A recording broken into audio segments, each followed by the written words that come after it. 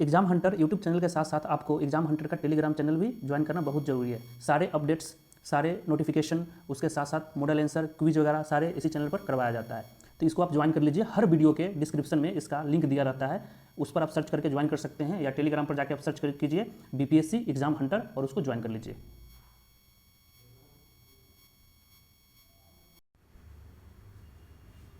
Hello everyone, welcome to Exam Hunter. So दोस्तों, आपको पता होगा कि 67वीं मेंस आने वाला है, ठीक है।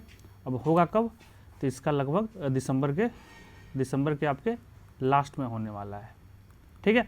तो इस लेक्चर में हम लोग डिस्कस करेंगे कि आंसर राइटिंग कैसे करते हैं, और आप कैसे अच्छे स्कोर आप पा सकते हैं, ठीक है। तो देखो, अब किसी भी आंसर राइटिंग को स्टार्ट करने से पहले दो चीज़ का ध्यान देना चाहिए, ठीक है।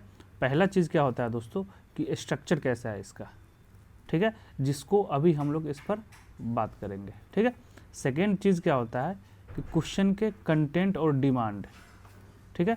डिमांड को आप पकड़े हो कि नहीं, डेट मीन्स क्वेश्चन क्या बोलना चाहता है और आप लिखे क्या हो, ठीक। और इस पर हम लोग कुछ क्वेश्चन भी देखेंगे, जो 66 BPSC में कुछ क्वेश्चन एज ए सैम्पल देखेंगे कि वो पूछा क्या था और उसमें लिखना क्या था, ठीक है। और ऐसे करके इन अपकमिंग वीडियोस हम लोग क्या करेंगे दोस्तों, कि जितने भी अभी क्वेश्चंस पूछे गए हैं 60वां व 60वां से लेके 66वां तक, सबको डील करेंगे कि इसमें डिमांड क्या है, इसको क्या क्या लिखना होगा, ठीक है। तो सबसे पहले स्ट्रक्चर और डिमांड, ये दो चीज़ है ना, बहुत ही इंपॉर्टेंट रोल प्ले करता है क्वेश्चन आंसर, किसी भी आंसर को लिखने में, ठीक है।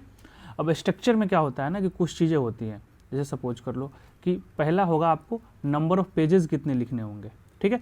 तो हमेशा ध्यान रखिएगा, GS के आंसर में आपको 4 पेज लिखने होंगे, ठीक है। इससे ज़्यादा मत लिखिएगा। देखिए BPSC का जो फॉर्मेट होता है ना, उसमें वर्ड लिमिट्स नहीं होते हैं, वर्ड लिमिट्स आपको नहीं मिलेगा, ठीक है। तो आपको एक आइडियल माना जाता है कि 4 पेज में आंसर कंप्लीट होना चाहिए। मतलब क्या है कि 2 पेज का दोनों साइड, ठीक है ना, तो हो जाएगा 4 पेज, ठीक है। अगर वहीं आप ऑप्शनल के लिए लिख रहे हैं तो ऑप्शनल में 6 पेज, 6 से 7 पेज में आंसर एक कंप्लीट माना जाता है। तो 4 पेज से कम मत लिखिएगा। एक स्टीरियोटाइप या पुराने थॉट भी पल रहे हैं कि अगर 4 पेज से कम है तो क्या है, बंदे के पास कंटेंट नहीं है। ऐसे होता है ना, जैसे कॉलेज वॉलेज में हम लोग लिखा करते थे। तो 4 पेज आइडियल मान के चलिएगा। हाँ, 5 पेज के आसपास अगर मन करे तो तभी भी उसको ना लिखने की कोशिश कीजिएगा, क्योंकि 5 पेज अगर लिख दिए तो नंबर तो आपको उतना ही मिलना है, आउट ऑफ 38 नंबर उतना ही मिलना है। लेकिन क्या होगा कि जो अगला क्वेश्चन होगा ना, जो आपको 8 क्वेश्चंस करने होते हैं GS में, अगले क्वेश्चंस में आपको टाइम मिलेगा नहीं, ठीक है। तो 4 पेज को आपको कितने समय में लिखना है? 4 पेज को आपको लिखना है, एक क्वेश्चन को लिखने के लिए 22.5 मिनट मिलता है, ठीक है ना। 22.5 मिनट आपको मिलेगा एक क्वेश्चन को लिखने के लिए, ठीक है। तो ये 4 पेज में 8 क्वेश्चंस को आपको लिखने होते हैं। तो नंबर ऑफ पेजेस क्लियर हो गया। अब स्ट्रक्चर में सेकेंड चीज़ क्या ध्यान रखने का है दोस्तों, कि जैसे कि आपका जस्ट वेट, हाँ, क्या ध्यान रखने का है कि अगर कोई फ्लो चार्ट्स अगर आप बनाते हैं कि नहीं, ठीक है ना। जैसे सपोज करो कि हम इंट्रो ले लिए, ठीक है। इंट्रो लिखने के बाद जो क्वेश्चन के डिमांड के अकॉर्डिंग फ्लो चार्ट्स बना सकते हैं, जैसे ऐसे करके। जैसे सपोज करो किसी का कॉजेज पूछ दिया तो हम ये बना दिए, ठीक है ना, फ्लो चार्ट्स। उसके बाद मैप बनाए हो कि नहीं, ठीक है ना, कोई क्वेश्चंस है जिसमें मैप की आवश्यकता है, वो बनाए हो कि नहीं, ठीक है। उसके बाद अगर सपोज करो किसी का कारण पूछ दिया, कॉजेज पूछ दिया, तो कॉजेज में भी आप फ्लो चार्ट्स बना के और उसको एक्सप्लेन कर सकते हो। तो ये सब स्ट्रक्चर में आया। इससे क्या होता है कि आपके आंसर्स अच्छे लगते हैं। और स्ट्रक्चर्स में एक और चीज़ ध्यान देने की ज़रूरत है दोस्तों, कि सेग्रीगेशन बहुत ही ज़रूरी है। सेग्रीगेशन बहुत ही ज़रूरी है। अब सेग्रीगेशन होता क्या है, इसके बारे में हम लोग चर्चा करते हैं। सपोज करो कि कोई क्वेश्चंस आपको दिया है, तो अब इसको कैसे हम डील करेंगे? एक मिनट, इसको हम कैसे डील करेंगे? हम लोग किसके बारे में देख रहे हैं दोस्तों? स्ट्रक्चर के बारे में देख रहे हैं। तो अगर कोई क्वेश्चन दिया तो उसको हम डील कैसे करना है? तो जैसे सपोज करो कि सेग्रीगेट कैसे करते हैं, देखिए, एक मिनट,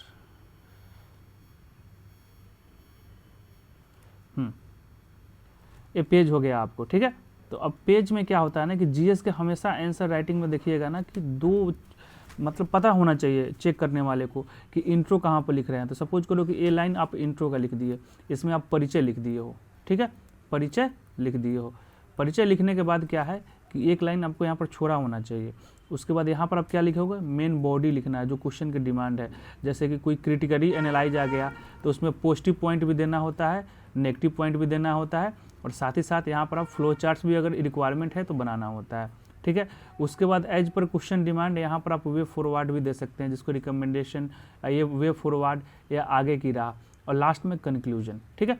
तो क्या है कि जब ये 1 2 3 और 4 ये जब आप लिख रहे हो ना तो बीच में गैप होना चाहिए। ये ना कि जैसे ऐसे हम लोग क्या लिखते हैं, शुरू से लिखना स्टार्ट करते हैं और अंत तक लिखते रहते हैं। तो ऐसे की तरह हम लिखते नहीं हैं, ऐसे की तरह हम जीएस में नहीं लिखते। जीएस में एक प्रॉपर फॉर्मेट होना चाहिए कि आप इंट्रो लिख रहे हो, परिचय लिख रहे हो तो उसके बीच में एक गैप दो, उसके बाद मेन बॉडी या फ्लो चार्ट्स बनाओ, मेन बॉडी को स्टार्ट करो, मेन बॉडी में जो रिक्वायरमेंट है, क्वेश्चन का डिमांड है उसको डालो। उसके बाद आपको क्या करना है, आपको वे फॉरवर्ड डालो, लास्ट में कंक्लूजन डालो, ठीक है। अब ये सब लिखने के समय इसको मेंशन करना जरूरी नहीं है। जैसे आप परिचय लिख रहे हो तो ये टाइटल मत लिखिएगा कि इंट्रोडक्शन, फिर आप परिचय लिखना स्टार्ट कर दिए। मेन बॉडी लिख रहे हो तो टाइटल जो है ना मत लिखिएगा। लास्ट में कंक्लूजन देना है तो कंक्लूजन देने से पहले आप लिख दिए कंक्लूजन। तो ये सब की रिक्वायरमेंट नहीं होती है, वो चेक करने वाला अपने आप समझ जाता है। तो ये क्या है दोस्तों, ये सब स्ट्रक्चर का खेल है। तो स्ट्रक्चर क्लियर हो गया आपको, ठीक है ना। स्ट्रक्चर क्लियर हो गया तो स्ट्रक्चर में आपको क्या करना है, सबसे पहले 4 पेजेस में आपका आंसर होना चाहिए, ठीक है। सेकेंड क्या है कि सेग्रीगेशन होना चाहिए, जो आंसर लिख रहे हो उसको सेग्रीगेट करो। कहाँ पर, इंट्रो, उसके बाद आपका मेन बॉडी, उसके बाद सोन जो अभी हमने सामने बताया है, ठीक है। उसके बाद क्या है कि फ्लो चार्ट्स होना चाहिए, ठीक है। चौथा, उसके बाद क्या होना चाहिए दोस्तों, डायग्राम होना चाहिए अगर रिक्वायरमेंट है तो। अननेसेसरी नहीं बनाना है कि चलो भाई पूछा ही नहीं, कोई क्वेश्चन आ गया। तो बहुत सारे ऐसे भी होते हैं कि भारत का नक्शा बना के आ जाते हैं और यहाँ पर बिहार को दिखा देते हैं, ठीक है ना। तो ये सब क्या है, अननेसेसरी डायग्राम, ये सब बनाना नहीं है। जहाँ रिक्वायरमेंट है उसी की बात कर रहा हूँ। तो ये सब अगर ध्यान देखोगे तो ये सब स्ट्रक्चर का होता है। तो हमेशा क्वेश्चन अच्छे लिखने के साथ साथ अच्छे दिखना भी चाहिए। तो हमने क्या किया, पहला टॉपिक हमने डिस्कस कर लिया, दैट इज स्ट्रक्चर। अब हम लोग क्या करेंगे, सेकेंड आंसर राइटिंग में क्या होना चाहिए, तो कंटेंट क्या होना चाहिए, कंटेंट पर फोकस करेंगे, जो मेन डिमांड है। देखिए अब दोस्तों, अब कंटेंट का क्या होता है ना कि स्ट्रक्चर आपका लगभग 10 से 20% रोल प्ले करता है मार्क्स को दिलाने में। कंटेंट आपका 80% मार्क्स दिलाता है। मतलब कंटेंट से आप क्या समझते हैं, क्वेश्चन जो पूछा उसके रिकॉर्डिंग आप उसके अकॉर्डिंग आप लिखे कि नहीं। हम लोग बहुत सारे क्वेश्चंस का भी एग्जांपल देखेंगे कि क्वेश्चन क्या पूछ रहा है, लिख क्या दे रहा है। कॉलेज में क्या होता था कि जब आप सभी कॉलेज गए हो, वहाँ पर हम लोग सपोज करो कि गांधी के बारे में पढ़ के चले गए, गांधी जी के बारे में हम लोग पढ़ के चले गए। अब क्वेश्चन पूछा, गांधी के तो बहुत सारे थॉट है, क्वेश्चन पूछता गांधी, सपोज करो क्वेश्चन पूछ दिया गांधी के स्वराज, लेकिन हम जो पढ़ के गए वहीं लिखेंगे, कॉलेज में ही होता था। इस मेंटलिटी को यहाँ पर आपको क्या करना है, ख़त्म करना है। क्वेश्चन जो पूछ रहा है ना उसके डिमांड को लिखना है, ठीक है। अब सपोज करो कि क्वेश्चन आ गया, तो क्वेश्चन में क्या है कि इसके डिमांड जो पूछ रहा है ना, आपको क्वेश्चन में जो डिमांड है उसी को लिखना है। ना कि जैसे एक क्वेश्चन था कि गवर्नर के बारे में, अगर 64वां में देखोगे तो राज्यपाल के बारे में एक क्वेश्चन था, तो सब कोई ने क्या लिखा, राज्यपाल का पावर्स फंक्शंस क्या होते हैं वो लिख दिया। वो नहीं पूछा था क्वेश्चंस के जो डिमांड होते हैं, एक्चुअल जो एग्जामिनर आपसे पूछना चाहता है उसको फोकस कीजिए कि क्या है। अब एक कैसे डिमांड को पहचानिएगा, वो होगा आपको आंसर राइटिंग करने से। जब आंसर राइटिंग करोगे तो आप पता लग जाएगा कि भाई क्वेश्चन का डिमांड क्या है। कुछ होते हैं जो आपको विजिबल होते हैं, ठीक है ना, कुछ होते हैं जो विजिबल होते हैं, जो आपको दिख जाएगा कि हाँ विजुअल डिमांड है, तो उसको आप लिख दोगे। कुछ डिमांड्स होते हैं ना इनविजिबल होते हैं, ठीक है ना, वो छुपे होते हैं, स्टेटमेंट में ही छुपे होते हैं, उसको आपको पता लगाना होगा, ठीक है, कि कैसे लिखना है। अब कुछ टर्मिनोलॉजी है, जैसे देख लो क्रिटिकली एनालाइज, ठीक है ना, आलोचात्मक करना है, सलोचात्मक, ऐसे कुछ होंगे। तो जब ये वर्ड सब आ जाए ना तो सोचिएगा कि इसमें हमेशा ध्यान रखिएगा कि इसमें पॉजिटिव पॉइंट भी मांगता है, नेगेटिव भी पॉइंट मांगता है, ठीक है। तो कोई भी टॉपिक आप तैयार कर रहे हो, ठीक है, तो टॉपिक को तैयार करने से पहले कुछ बातों को ध्यान रखिएगा कि वो सबसे पहली बात कि वो टॉपिक न्यूज में है क्या, है क्या टॉपिक उसके बारे में, ठीक है ना। सेकेंड, इसका फ़ायदा क्या है, ठीक है। तीसरा, इसका घाटा क्या है। और चौथा, इसको कैसे और सुधार सकते हैं, जिसको आगे की राह बोलते हैं, ठीक है ना। तो ऐसे करके आप नोट्स बनाओगे ना तो ये आपको ईजी पड़ेगा। तो ठीक है, तो क्वेश्चन का डिमांड जो है ना बहुत ही इंपॉर्टेंट हो जाता है कि आप क्वेश्चन के डिमांड को आप खरे उतरे हो कि नहीं। जैसे अब हम कुछ एग्जाम्पल्स लेंगे, 66 का जो 66 बीपीएससी का जो पेपर हुआ था उसके हम कुछ एग्जाम्पल्स लेंगे।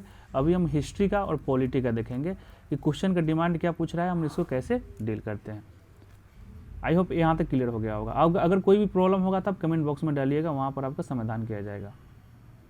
अब आइए, आप सामने दिख रहा होगा दोस्तों, एक इसका सामने दिख रहा होगा, 66वां बीपीएससी का इतिहास का पेपर है। आपको पता होगा कि हिस्ट्री क्या होता है, बहुत ही आसान होता है। हिस्ट्री सबसे आसान होता है, ठीक है। हिस्ट्री क्या होता है, सबसे आसान होता है। तो पहला क्वेश्चन देखिए, पहला क्वेश्चन है कि गांधी जी के सोशल एंड कल्चरल थॉट के सिग्निफिकेंस को बताना है, ठीक है। गांधी जी के सामाजिक और सांस्कृतिक विचारों को वर्णन कीजिए, ठीक है। तब यहाँ पर अब देखो, अब यहाँ पर आप क्या देखोगे कि किसको हाईलाइट किया है, सिग्निफिकेंस। सिग्निफिकेंस मतलब क्या होता है, महत्व। किसके बारे में, किसके बारे में, गांधी के social as well as cultural thought के बारे में हमको महत्व के बारे में बताना है। तो इसमें क्या होगा कि ऐसे नहीं स्टार्ट करना है कि गांधी जी का पूरा इतिहास लिख दिया, गांधी जी का सब चीज़ लिख दिया, गांधी जी यहाँ की है, चंपारण मूवमेंट की है, नॉन कोऑपरेशन मूवमेंट की है, ये सब रिक्वायरमेंट नहीं है यहाँ पर गांधी के आपके बारे में। तब इसको लिखेंगे कैसे, हम एक डेमो बता देते हैं आपको। आप सबसे पहले क्या करोगे, इंट्रो डालोगे, गांधी के बारे में इंट्रो डालोगे। और इंट्रो हमेशा लिंक्ड होना चाहिए आपके क्वेश्चन से। जो क्वेश्चन का जो डिमांड है दोस्तों, उससे आपका इंट्रो लिंक्ड होना चाहिए, ठीक है ना। तो इंट्रो परिचय वहीं लिखिए जो क्वेश्चन का डिमांड है, कल्चरल और सोशल थॉट, ठीक है ना। सामाजिक और संस्कृति विचार से आपका इंट्रो लिंक होना चाहिए। तो जब आप इंट्रो लिख दोगे, उसके बाद क्या करना है कि गांधी जी के सोशल, जिसको हम क्या बोलते हैं, सामाजिक, इसके थॉट्स को एक्सप्लेन कीजिए। उसके बाद आपको क्या करना है, कल्चरल थॉट के एक्सप्लेन कीजिए। और इसको उसके बाद क्या कर देना है, कंक्लूजन, जिसको परिचय कर देना है। परिचय लिख के इसको आप एंड कर दीजिए। तो ऐसे आपको लिखना है। यहाँ तक क्लियर हो गया।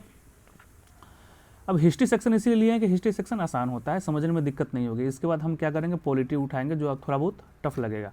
अब अगला क्वेश्चन देखिए, अगला क्वेश्चन बोल रहा है, क्वेश्चन नंबर 2 कि जो वेस्टर्न एजुकेशन है, उस जो शिक्षा है उसका विकास जो हुआ है बिहार में कब से कब, 1857 से लेकर 1947, उसके बारे में आपको लिखना है, ठीक है। तो हमेशा ध्यान रखिएगा कि जो एजुकेशन से ना 2 क्वेश्चन हमेशा बनते हैं जो रिपीटेड होते हैं। यहाँ पर वेस्टर्न एजुकेशन आ गया है, हो सकता है अभी 67वां में टेक्निकल एजुकेशन आ जाए, ठीक है। तो जब वेस्टर्न एजुकेशन पूछ दिया है ना, टेक्निकल एजुकेशन इसके अंदर ही आएगा, हमेशा ध्यान रखिएगा। 2 टॉपिक आप हमेशा करके जाइएगा, वेस्टर्न एजुकेशन और इसके अंदर वाला जो सब पार्ट होता है टेक्निकल एजुकेशन, ठीक है। तो अब देखिए, अब सेकेंड क्वेश्चन को हम डील कैसे करेंगे। बहुत ही आसान है, बहुत ही आसान है। देखो, अब सबसे पहले इसमें आप क्या डालोगे, इंट्रो लिखो आप, परिचय, सेम एजुकेशन से रिलेटेड इंट्रो होना चाहिए। उसके बाद जो 1857 से लेके 1947 तक में जो एजुकेशन में जो हमारा चेंजेज हुआ है बिहार में, उसको बताना है। इसमें आप कुछ बच्चे ऐसे होते हैं कि जो वेस्ट एंशियंट वाले नालंदा यूनिवर्सिटी, विक्रमशिला यूनिवर्सिटी सबकी चर्चा करने लगते हैं। ये सब की ज़रूरत नहीं है, वो हल्का फुल्का आप दे सकते हो, लेकिन क्वेश्चन का डिमांड वो नहीं है। क्वेश्चन का डिमांड आपको यही है कि ये टाइम पीरियड दिया हुआ है 1857 से लेकर 1947 के बीच में, ठीक है ना, जो चेंजेस हुआ है, जिस तरह से education, modern education, western education develop हुआ है, उसके बारे में बताना है। तो इसके बारे में बताइए कि, और कुछ नाम इसमें आप क्या करना होगा, आपको नेम याद रखना होगा कि कैसे कैसे बढ़ा, कौन से रिकमेंडेशन, किसके कमेटी के थ्रू कौन से विद्यालय आया। अब इसमें अब क्या है कि इसमें आपको टेक्निकल एजुकेशन भी डालना होगा, ठीक है ना। तो वेस्टर्न एजुकेशन है तो इसका सब पार्ट है टेक्निकल एजुकेशन, तो वो भी डालना होगा। उसके बाद अब क्या कर सकते हैं, उसके बाद अभी जो फिलहाल में थोड़ा बहुत अगर समय बच जाता है तो गवर्नमेंट का एजुकेशन से लेकर भी बिहार गवर्नमेंट का क्या रोल है उसके बारे में मेंशन कर दीजिए, किस तरह से बिहार में एजुकेशन चल रहा है।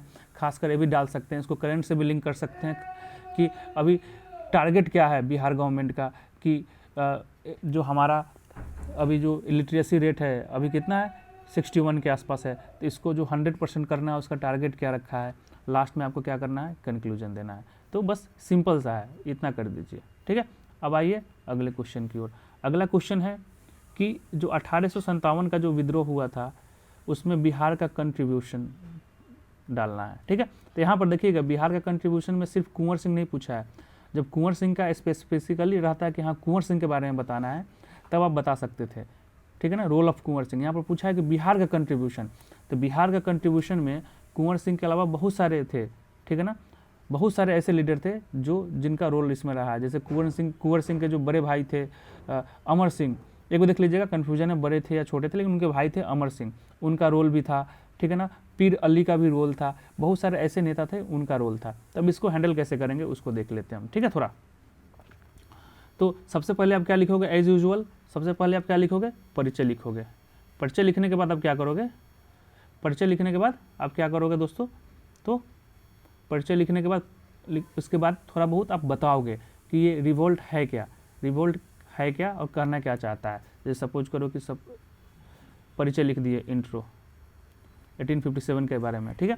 उसके बाद ओरिजिन लिखिए हल्का फुल्का में, ये डिमांड नहीं है ओरिजिन, ठीक है ना, लेकिन किसी रिवोल्ट के बारे में बताओगे नहीं तो उस फिर समझ में कैसे आएगा, ठीक है। तो ओरिजिन लिखिए कि इंडिया लेवल पर, इंडिया लेवल पर मेन डिमांड क्या है, बिहार का कंट्रीब्यूशन, तो इंडिया लेवल पर बताओ। उसके बाद क्या है कि बिहार का कंट्रीब्यूशन डालो, सब टॉपिक इसमें बताओ कि बिहार में कब स्टार्ट हुआ था, ठीक है। रोहनी वाला जो इलाका था वहाँ से लेकर पटना में फैला, उसके बाद बहुत सारे जो नेता थे उनका रोल बताइए। अब इसमें क्या करोगे आप, सेग्रीगेशन कर सकते हो तो और अच्छा हो जाएगा। जैसे इसमें मैप भी बना सकते हो, जैसे बिहार और झारखंड उस समय एक था, बिहार झारखंड उस समय एक था, तो ऐसे आप सपोज कीजिए दोस्तों, ऐसे आप मैप बना दिए। अब क्या है कि जैसे सपोज करो कि ये वाला जो रीजन है चंपारण वाला, तो उस समय यहाँ का लीडर कौन था, पटना में लीडर कौन था, आरा में लीडर कौन था, इधर जो साउथ बिहार में है यहाँ पर लीडर कौन था, उस समय यहाँ पर देवघर में लीडर कौन था, ऐसे करके आप दिखा सकते हो, तो इसमें अच्छा लगेगा थोड़ा दिखने में, ठीक है। अब रोल ऑफ डायरेक्ट लिख सकते हो कि रोल ऑफ बिहार, उसमें डायरेक्ट आप एक्सप्लेन कर सकते हो कि ए लीडर का ये रोल रहा है। लेकिन इसके अलावा भी इस अलग तरीके से भी इसको किया जा सकता है। जैसे सपोज करो कि पटना लिख लो, पटना में कैसे ये चला है विद्रोह, उसके बाद चंपारण वाले रीजन में कैसे चला, उसके बाद आरा वाले रीजन में कैसे चला, लास्ट में जो फोकस ज़्यादा इंपॉर्टेंट किस पर करना है, कुंवर सिंह पर, कि बिहार का 1857 का रिवोल्ट बिहार से रिलेटेड किसको फेमस करता है पूरे ऑल ओवर इंडिया लेवल पर, कौन ले गया था बिहार को, तो कुंवर सिंह ले गए थे। तो कुंवर सिंह के बारे में थोड़ा बहुत एक्सप्लेन कर दीजिए कि नेशनल लेवल पर गए थे, किससे किससे लड़े थे, क्या क्या फाइट हुआ था, ठीक है। अब लास्ट में इसमें क्या करना है, आपको कंक्लूजन दे देना है, ज़्यादा इसमें तामझाम करना नहीं है और कुछ इसमें कोई डिमांड नहीं है। तो सिंपल सा है, इसमें आप क्या कर सकते हैं, एक सबसे एक्स्ट्रा आप पॉइंट ले सकते हैं यहाँ पर आप मैप बना के, क्योंकि ये क्वेश्चन आसान है, सारे वहीं लिखेंगे, सारे एक ही कंटेंट पढ़ते हैं और सारे वहीं लिखेंगे जो आप लिखना चाह रहे हैं। तो आपका अलग कैसे होगा, तो ये थोड़ा फॉर्मेटिंग अच्छे कर दें, आप सब नॉर्मल लिखेगा, आप एरिया वाइज डिवाइड करके लिखें कि इस एरिया में इनका पार्टिसिपेट था, ऐसे ऐसे काम किए, फिर आगे क्या हुआ। उसके बाद लास्ट में आप ये भी लिख सकते हैं कि इसको सेपरेशन कैसे किया गया, मतलब क्या है दोस्तों कि इसको दबाया कैसे गया और क्या क्या कमियां था, ये सब जनरली पूछा नहीं है, लेकिन आप हल्का फुल्का आप दिखा सकते हैं और लास्ट में कंक्लूड करके इसको सॉर्ट आउट करके इसको ख़त्म कीजिए, ठीक है। आई होप ये क्वेश्चन क्लियर हो गया। अब आइए अगले क्वेश्चन की ओर। अगला क्वेश्चन है दोस्तों कि संथाल, आपको मैं बताया क्या ना कि हमेशा हिस्ट्री के क्वेश्चन रिपीटेड होते हैं। संथाल लिखिए, तो संथाल में क्या बोला है कि कॉजेज एंड रिजल्ट, बहुत ही ईजी है। सबसे पहले इसमें क्या लिखोगे, इंट्रो लिखोगे, ठीक है। उसके बाद आप क्या लिखोगे, अब इंट्रो के बाद आप कुछ एरिया बता सकते हो, बिहार और झारखंड उस समय एक था, तो जो ये रीजन जहाँ पर हुआ था, ये वाला जो रीजन था जहाँ पर ये सब विद्रोह हुआ था, इसके बारे में आप दर्शा सकते हो। और भी साइड में ऐसा नहीं लगना चाहिए कि इसको कंटेंट आता नहीं है बंदे को तो पेज भरने के लिए ऐसे किया है, ठीक है। उसके बाद सिंपल सा ओरिजिन बताइए, ओरिजिन डिमांड में पूछा नहीं है, लेकिन ओरिजिन बताइए हल्का 4 से 5 लाइन में, ठीक है। उसके बाद आपको क्या बताना है, कॉजेज बताना है। कॉजेज में आप फ्लो चार्ट लगा सकते हो कि जितने भी कॉजेज है ऐसे करके, कॉजेज नंबर 1, कॉजेज नंबर 2, जैसे religious causes, socio economic causes हो गया, उसके बाद इनका जो भी कॉजेज है उसको आप लिख के फिर उसको एक्सप्लेन कीजिए। उसको एक्सप्लेन करने के बाद आपको क्या नेक्स्ट क्वेश्चन का डिमांड क्या पूछा है, रिजल्ट, कुछ उल्टा पुल्टा नहीं करना, जो पूछा है उसी को फोकस करना है, रिजल्ट पूछा है तो आप यहाँ पर क्या लिखेंगे, रिजल्ट लिखेंगे। रिजल्ट में फिर से फ्लो चार्ट्स बनाइए कि क्या क्या परिणाम क्या रहा, और लास्ट में आपको क्या कर देना है, कंक्लूजन दे देना है। बस 1 नंबर बन जाएगा आंसर, और बढ़िया नंबर भी आएगा इसमें। यहाँ तक क्लियर हो गया। अब आइए अगले क्वेश्चन की ओर। अगला क्वेश्चन की दोस्तों क्या बोल रहा है कि सॉरी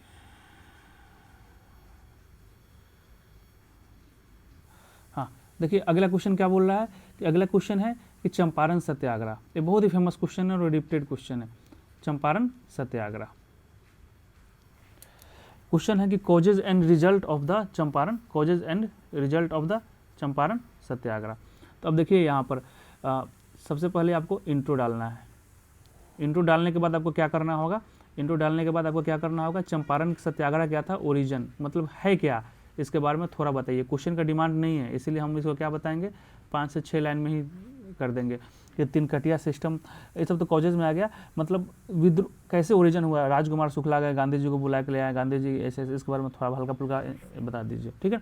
जो मेन डिमांड है आपका क्या है, कॉजेज है और रिजल्ट है। तो जब कॉजेज रिजल्ट को आपको लगभग 70 से 75% लिखने होंगे, तो यहाँ पर कॉजेज डालिए। कॉजेज में आप वहीं फ्लो चार्ट्स बना सकते हैं, उसके बाद आप कॉजेज को एक्सप्लेन कीजिए, उसके बाद आपको रिजल्ट्स को एक्सप्लेन कीजिए, और उसके बाद कमिटी बैठा था, गांधी जी कमेटी के मेंबर थे, उसके बाद इसको कंक्लूजन दीजिए, ठीक है। तो ऐसे करके इसको आप खत्म कर दीजिए। अब आपको पता होगा कि चंपारण सत्याग्रह पर इस साल कॉजेज एंड रिजल्ट पूछ दिया है, इसका सिग्निफिकेंस भी पूछता है। 64वां में क्या पूछ दिया था, सिग्निफिकेंस, मतलब इसका महत्व क्या था अपकमिंग रिवॉल्ट पर। तो इस सब को भी करना है। तो कोई भी टॉपिक को पढ़ रहे हो ना, तो उसका सारे डायमेंशंस को क्लियर करना चाहिए। जैसे सपोज करो कि आप चंपारण सत्याग्रह पढ़ रहे हो, तो सबसे पहले चंपारण सत्याग्रह है क्या, कारण क्या था, इसका रिजल्ट क्या था, इसका महत्व क्या था, ठीक है ना, इसका वीकनेस क्या था, कौन कौन से लीडर पार्टिसिपेट किए थे, किन लीडर का कैसा एक्टिविटी था, ठीक है ना। तो ये सब सारे डायमेंशंस को कवर कीजिएगा ना, तो आप इजी हो जाएगा। तो ये सब हम लोग देख लिए थोड़ा बहुत इतिहास के बारे में। अगर अब हम देखते हैं इसके बारे में थोड़ा पॉलिटी के बारे में, जो डिफ़िकल्ट है ये, क्योंकि ये सारे कर देंगे। पॉलिटी के बारे में देखते हैं, पॉलिटी का क्वेश्चन है। पॉलिटी का दोस्तों फेमस क्वेश्चन ये था कि प्रेसिडेंट पर एक क्वेश्चन आया था। आपको पता है कि प्रेसिडेंट और गवर्नर ये फेमस बीपीएससी का क्वेश्चन है, जिससे पूछते रहता है। तो प्रेसिडेंट इस साल हाई चांस है कि गवर्नर से पूछ दे, या हो सकता है कि प्रेसिडेंट से भी पूछ दे, वाइस प्रेसिडेंट से भी पूछ दे, क्योंकि अभी इलेक्शन हुआ है उन लोगों का, तो इलेक्शन का प्रोसेस भी पूछ सकता है। तो ये सब आप ध्यान रखिएगा थोड़ा, ठीक है। तो प्रेसिडेंट क्वेश्चन को देखिए, अब यहाँ पर समझने में है ना बहुत को बहुत दिक्कत हुई थी। क्वेश्चन है, क्वेश्चन को हम सिंपल भाषा में हम आपको समझाते हैं। जैसे सपोज करो कि आपके घर में आपके पापा हैं, ठीक है, और आपके ग्रैंडफादर है, आपके दादाजी हैं, ठीक है। तो जब आपके पापा अभी के फिलहाल अभी सिचुएशन देखो, तो ग्रैंडफादर जितने बूढ़े होते जाएंगे उनकी पावर कम होते जाएगी, ठीक है ना। लास्ट में उनका कोई नहीं सुनेगा, चलेगी किसकी, आपके पापा की। वहीं आप अपने को देखो, आपका एज बढ़ते जाएगा, आप पापा के एज में चले जाओगे, और आपके पापा आपके ग्रैंडफादर के एज में चले जाएंगे। डेट मीन्स आपके पापा बूढ़े हो जाएंगे और आपके बच्चे हो जाएंगे, फैमिली हो जाएगा। तो फिर क्या होगा, आपके पापा की चलेगी नहीं, ठीक है ना। जनरली यही साइकिल चलता है कि जो बूढ़े होते हैं उनकी चलती नहीं है, लेकिन क्या होता है, नाम के बूढ़े होते हैं। तो वही क्वेश्चन में वही था, क्वेश्चन में दोस्तों वही था कि जो प्रेसिडेंट है ना, is just like a old man in our family. मतलब प्रेसिडेंट है ना, हमारे घर के दादा की तरह है, जिनके पास सारे ऑथोरिटीज़ है, सब चीज़ उनके नाम पर होगा, लेकिन उनकी चलेगी नहीं, ठीक है ना। बोल रहा है कि the naughty young members of the family do not listen to him. That means, question समझ गए आप।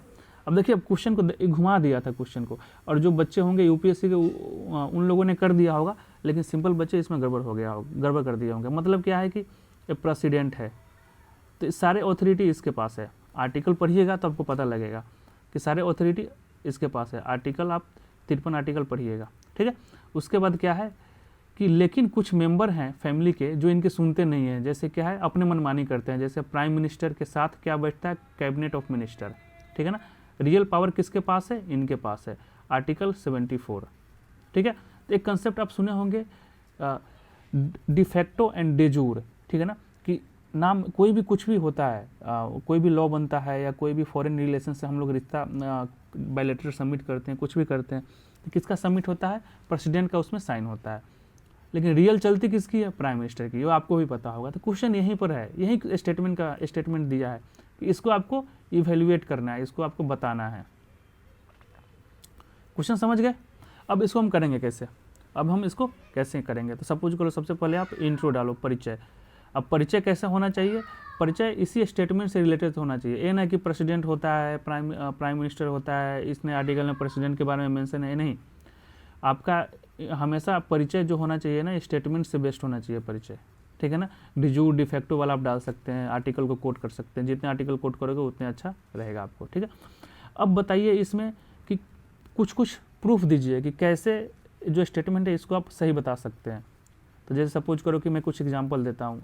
74 आर्टिकल, इसमें क्या बोलता है कि प्रेसिडेंट कोई भी डिसीजन लेगा ना तो काउंसिल ऑफ मिनिस्टर से आप सलाह लेकर देगा, समझ रहे हो, ठीक है। सेकंड क्या है कि अगर सपोज करो कि इमरजेंसी वगैरह लगाना हो तो ये सब कौन लगाता है, प्रेसिडेंट लगाता है, लेकिन बिना कैबिनेट मिनिस्टर के और या प्राइम मिनिस्टर के परमिशन के बिना लगाएगा नहीं। तो रियल पावर किसके पास है, इसी के पास है। और बताइए, और जैसे हम लोग इमरजेंसी बात कर लिया, अब स्टेट में जो प्रेसिडेंट रूल लगता है, राष्ट्रपति शासन, उसमें भी किसका रोल होता है, तो हमारे काउंसिल ऑफ मिनिस्टर जो कैबिनेट मिनिस्टर है वो होता है, ठीक है। उसके बाद और एग्जाम्पल लीजिए, जैसे कोई एग्जाम्पल सोचिए जिससे क्या होगा कि आपको लगे कि ना प्रेसिडेंट हो, रियल पावर किसके पास है, सेंटर ऑफ कैबिनेट मिनिस्टर के पास है और प्राइम मिनिस्टर के पास है। लेकिन हम प्रेसिडेंट, जैसे बहुत एक एग्जाम्पल आया आर्टिकल 123, ये किसका है दोस्तों, ये है ऑर्डिनेंस, अध्यादेश जिसको बोलते हैं। मतलब क्या है कि जब सेशन लोकसभा या राज्यसभा तो डिजॉल्व नहीं होता है, लोकसभा सेशन में ना रहे और कुछ हमें बिल वगैरह पास करवाने हैं, जैसे एग्जांपल में लीजिएगा तो फार्मर बिल, ठीक है ना। हालांकि ये पास हो गया था लेकिन उससे पहले ऑर्डिनेंस इसमें आया था। तो एक कौन डिसाइड करता है, तो एक करता है centre of minister, cabinet minister, और जो काउंसिल ऑफ मिनिस्टर होते हैं वो करते हैं, लेकिन साइन किसका होता है, प्रेसिडेंट का। ये जनरली अगर आर्टिकल को पढ़ोगे तो उसमें लिखा हुआ है कि प्रेसिडेंट के पास पावर है कि वो ऑर्डिनेंस ले आ दे, ठीक है ना, लेकिन चलती किसकी है, तो इसकी चलती है। तो ये सब आप डाल के इसको आप प्रूफ करोगे इस स्टेटमेंट को कि नहीं भाई ऐसा ऐसा है, ठीक है ना। अब लास्ट में आपको क्या करना है कि लास्ट में अभी बोलना है कि ज़रूरी नहीं है कि सारे आपको इसका एक्सेप्शन भी बताना है कि ज़रूरी नहीं है कि ये प्रेसिडेंट ही सब चीज़ करेगा, सारे पावर प्रेसिडेंट के पास कुछ ही नहीं है, ऐसे ही बैठा दिया जस्ट लाइक अ पपेट, कठपुतली की तरह। कुछ इशू बताइए कि प्रेसिडेंट के पास भी कुछ एक्सेप्शनल पावर है, जैसे कि कुछ डिस्क्रिशनरी पावर है कि सपोज करो कि कोई प्राइम मिनिस्टर कोई पॉलिटिकल पार्टी है उसको मेजोरिटी नहीं आया, ठीक है, तो उस समय प्रेसिडेंट के पास पावर होता है कि जो सिंगल लार्जेस्ट पार्टी है उसको चांस दे गवर्नमेंट फॉर्मेशन का, ठीक है। सेकेंड एग्जाम्पल देखिए कि अगर सपोज करो कि कोई प्राइम मिनिस्टर अपने ऑफिस में डेथ कर जाता है, जैसे इंदिरा गांधी का डेथ हो गया था, तो उस समय प्रेसिडेंट के पास फुल पावर होता है कि वो किसी भी उस पार्टी के किसी भी बंदे को आप क्या बना दे, प्राइम मिनिस्टर बना दे। तो उस समय के जो प्रेसिडेंट थे वो राजीव गांधी को प्राइम मिनिस्टर बनाए थे, ठीक है। उसके बाद कुछ पावर ऐसे भी होते हैं प्रेसिडेंट के जिसको बोलते हैं हम वीटो पावर। क्या बोलते हैं दोस्तों, उसको हम वीटो पावर बोलते हैं। तो उसको बताइए कि पॉकेट वीटो हो गया, और उसका एक एग्जाम्पल दीजिए कि इसको यूज करके प्रेसिडेंट क्या कर सकता है, बिल को पास नहीं करने देगा जो गलत बिल है, या क्या करेगा उसको रिकन्सिडर के लिए वापस बीच में भेज देगा। लास्ट में आपको क्या कर देना है, कंक्लूजन दे देना है, ठीक है। तो इस तरह से आंसर आपको लिखना होता है। क्वेश्चन में नहीं पूछा है कि प्रेसिडेंट के पावर्स, जैसे बहुत सारे आंसर राइटिंग में क्या करते हैं, जैसे हमारा जो आंसर राइटिंग चलता है उसमें कि उनके लेजिस्लेटिव पावर क्या होता है, उनके जुडिशरी पावर क्या होता है, और ये सब पावर फालतू में डिस्कस करते हैं। तो आपको ध्यान होना चाहिए कि इस सब की ज़रूरत नहीं है, ठीक है। और हमेशा ध्यान रखिएगा ऐसे ऐसे क्वेश्चन में आपको ये आर्टिकल जो है ना वो आपको याद होना चाहिए, तभी आप इसको आप हैंडल कर पाओगे। समझ गए क्वेश्चन को। अब आइए अगले क्वेश्चन की तरफ हम देखते हैं। अगला क्वेश्चन पॉलिटी का क्या है। तो इस तरह से आपको लिखना है। हमेशा ध्यान रखिएगा ना कि क्वेश्चन का जो डिमांड है ना उसको आपको पता होना चाहिए। क्वेश्चन का जो डिमांड है ना उसको पता होना चाहिए। देखिए अगला क्वेश्चन है फेडरल स्ट्रक्चर पर। अगला क्वेश्चन किस पर है दोस्तों, फेडरल स्ट्रक्चर पर क्वेश्चन है। क्या है कि इंडियन फेडरल स्ट्रक्चर क्या है दोस्तों, Indian federal structure is constitutionally oriented toward the central government. ये आपको पता होगा, आप थोड़ा भी बहुत लक्ष्मीकांत पढ़े होंगे तो इसके बारे में आइडिया होगा कि जो हमारा जो फेडरलिज्म है हमारा जो वो थोड़ा टिल्टेड है, किसके थ्रू है, कहाँ पर टिल्टेड है, सेंट्रल गवर्नमेंट के प्रति टिल्टेड है। और बहुत सारे जो स्कॉलर है, जब लक्ष्मीकांत में मिलेगा वो आपको बताएगा, इस स्टेटमेंट को बताया है। तो इसमें आप क्या करोगे, सबसे पहले क्या डालोगे, इंट्रो डालोगे। ठीक है, क्वेश्चन को समझो क्या है। क्वेश्चन एक स्टेटमेंट दे दिया है कि जो फेडरलिज्म है, जो राज्य और जो सेंटर का जो रिश्ता है, उसमें क्या है कि उसमें जो पावर्स का जो डिवीज़न है वो टिल्टेड है। ऐसे सपोज करो कि ये सेंटर हो गया और ये हो गया स्टेट गवर्नमेंट, तो बैलेंस इक्वल नहीं है। ठीक है ना, इस सेंटर के पास ज़्यादा पावर है एज कम्पेयर टू स्टेट के। ठीक है ना, तो उसको प्रूफ करना है कि कैसे, बताना है कि कैसे। तो आपका जो इंट्रो होना चाहिए वो फेडरलिज्म से रिलेटेड होना चाहिए और इस स्टेटमेंट से रिलेटेड होना चाहिए। इसमें आप अंबेडकर को कोट कीजिए, अंबेडकर साहब को। अंबेडकर साहब ने इस पॉइंट को बोला है कि हाँ जरूरी भी है, सेंटर ओरिएंटेड है, वो जरूरी है। इसके अलावा बहुत सारे जो स्कॉलर है जैसे केसी वेयर है, उन्होंने क्या बोला था कि क्वाजी फेडरल, ठीक है ना, क्वाजी फेडरल, इस सब के बारे में वो सब आपको लक्ष्मीकांत में सब कोटेशन मिल जाएगा, उसको आप कोट कर सकते हैं। इसके बाद अब बताइए कि कैसे सेंटर की तरफ ओरिएंटेड है। अब इसमें क्या है कि इसमें आपको आर्टिकल का खेल बहुत अच्छा लगेगा, आपको आर्टिकल याद होना चाहिए। जैसे एग्जांपल लीजिए कि कैसे ओरिएंटेड है, तो बहुत ही फेमस एग्जांपल है कि आर्टिकल, एक मिनट जस्ट वेट, ये सपोज कीजिए कि अगर हमको प्रेसिडेंट रूल लगाना है, हमको क्या करना है दोस्तों, राष्ट्रपति शासन लगाना है, तो ये किसके पास पावर है, ये सेंट्रल गवर्नमेंट के पास पावर है, सेंट्रल गवर्नमेंट के पास पावर है। आर्टिकल आपको पता होना चाहिए, आर्टिकल राष्ट्रपति शासन का। सेकंड क्या है कि अगर हम किसी भी संवैधानिक अमेंडमेंट करना है हमको, और किसी भी स्टेट्स को हमको डिवाइड करना है या किसी भी स्टेट्स को नाम चेंज करना है, तो किसके पास पावर है, तो पार्लियामेंट के पास पावर है। जैसे आप तेलंगाना और आंध्र प्रदेश कभी नहीं चाहता था कि तेलंगाना का डिवीजन हो, लेकिन कर दिया गया। ये क्या फेडरलिज्म के अगेंस्ट है।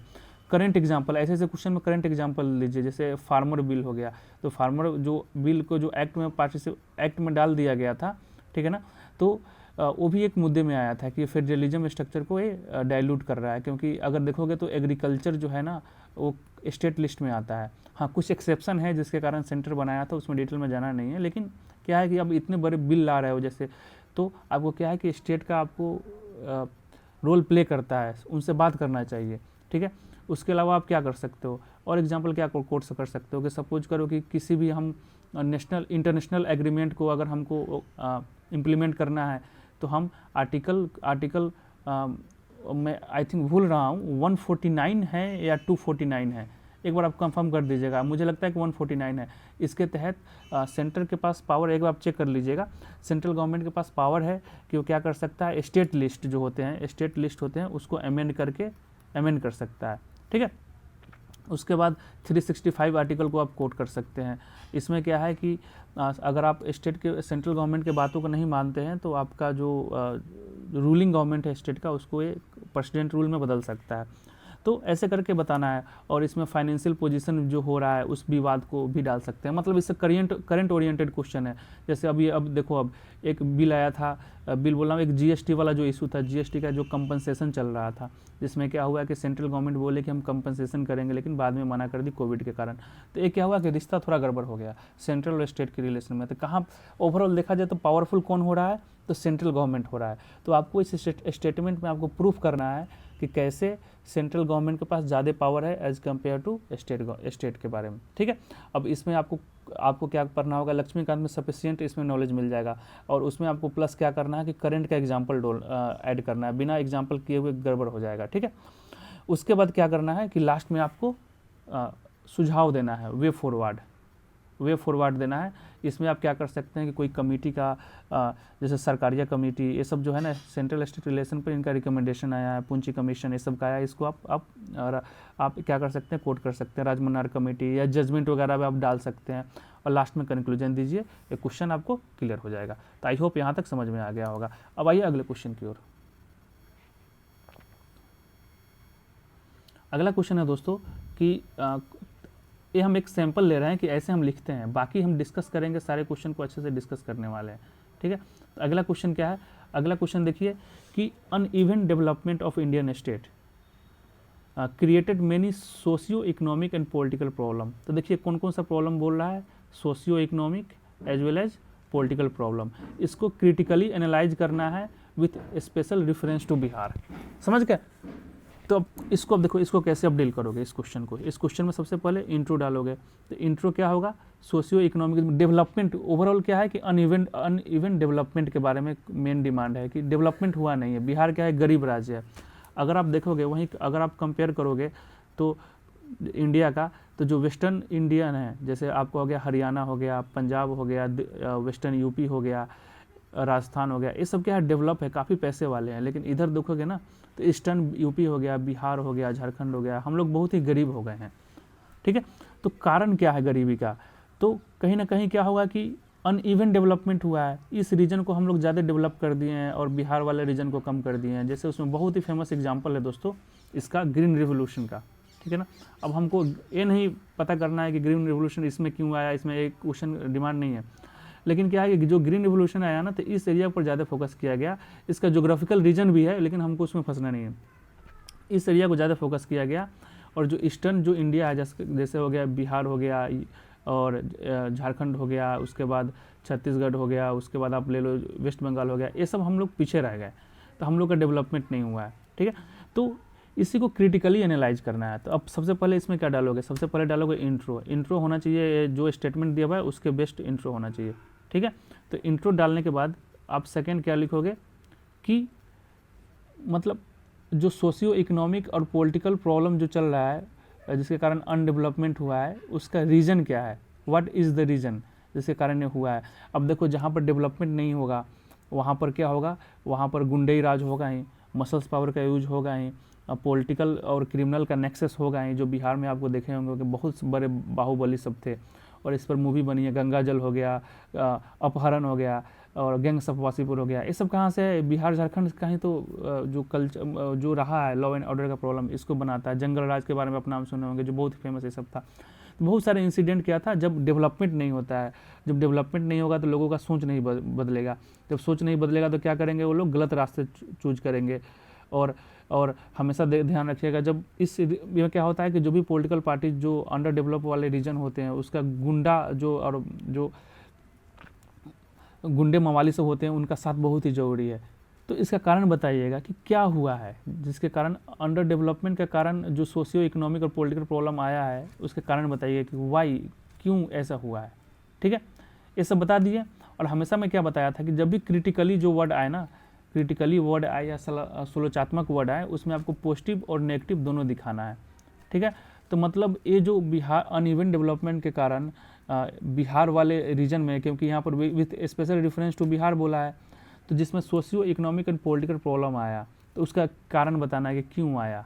ठीक है ना, अब जब ये प्रॉब्लम आ गया है तो इसका समाधान भी होगा, कुछ ना कुछ सोल्यूशन भी होगा। तो आपको सोल्यूशंस भी बताना है कि इसको हम कैसे, आप क्या कर सकते हो, ओके कर सकते हो, कैसे इसको करेक्ट कर सकते हो। इसमें आपको रिकमेंडेशन, कमेटी, एग्जाम्पल्स, रिपोर्ट, सब चीज़ आप कोट कर सकते हो।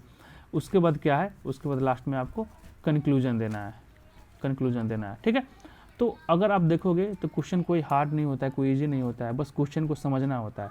अगर आप क्वेश्चन को समझ गए तो आप बहुत ही अच्छे तरीके से इसको डील कर लोगे। अगर क्वेश्चन को नहीं समझे तब गलत हो जाएगा। तो आई होप यहाँ तक क्लियर हो गया है। अब हम मिलते हैं अगले वीडियो में, जिसमें हम लोग क्या करेंगे, 60वां 62वां से लेकर 66वां तक जो भी क्वेश्चन पूछे गए हैं उसको हम लोग डील करेंगे कि क्वेश्चन का डिमांड क्या है और हमें इसको लिखना कैसा है।